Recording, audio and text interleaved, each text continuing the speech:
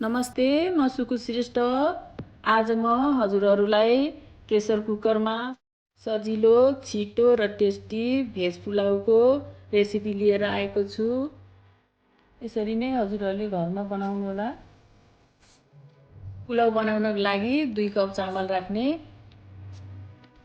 मैले बासमती चामल लिएको छु। यसलाई 3-4 पटक पखालेर 15 मिनेटसम्म भिजाएर राख्ने। अब म भेज पुलाउ बनाउँदैछु। कुकरलाई मिडियम फ्लेममा हिट गरेर घिउ 50 ml राख्ने। अब यो घिउ पनि तातिसक्यो। जिरा दाना 1 चम्चा पुर्याउने।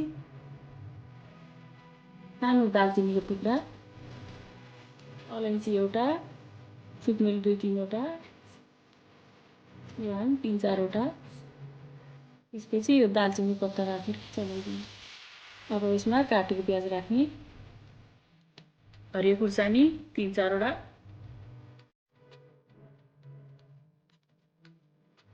गाजर पनि राखिदिने। हरियो केराउ फ्रोजन या फ्रेस पनि राख्न सक्नुहुन्छ। एकछिनसम्म चलाएर पकाउने। हजुरहरूले यो घिउमा पकाउनु भयो नि हुन्छ, तेलमा पकाउनु भयो नि हुन्छ।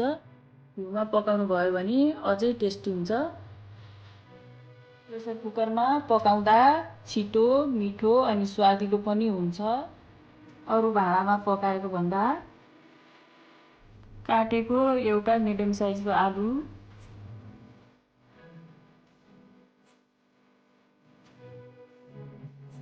काटेको टमाटर पनि राखिदिने।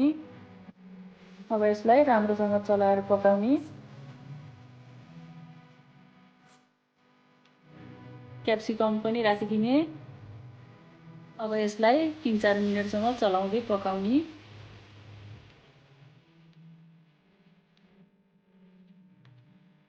जिन्जर गार्लिकको पेस्ट 1 चम्चा।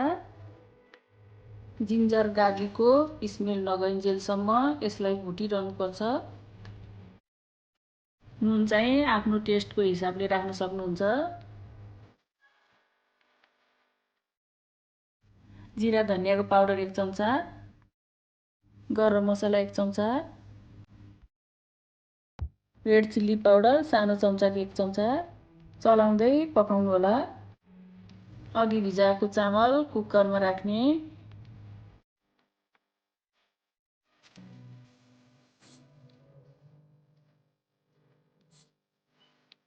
ग्यासको हिट चाहिँ मिडियम फ्लेममा राखेर पकाउनु होला। अब यसलाई 3-4 मिनेटसम्म चलाउँदै पकाउनुपर्छ।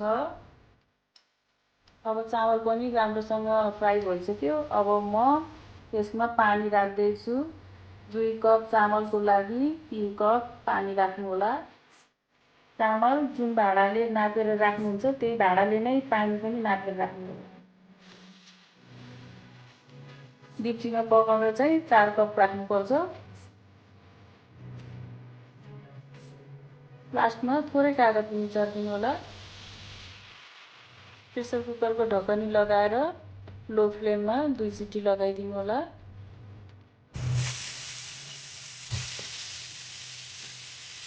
अब हाम्रो भेज पुलाउ पनि रेडी भयो। अब म यसको ढकनी खोल्दैछु। कस्तो राम्रो देखियो हेर्नुहोस् त, कस्तो मिठो वासना आउँछ। अब यसलाई बिस्तारै चलाउने। अब म एउटा प्लेटमा सर्भ गर्दैछु।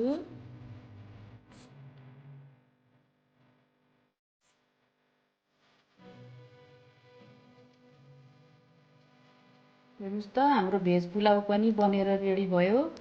हजुरहरू पनि यसरी घरमा बनाएर खानुहोला। मैले यो अचार पनि घरमै बनाएको हो, मुला, खुर्सानी र गाजरको।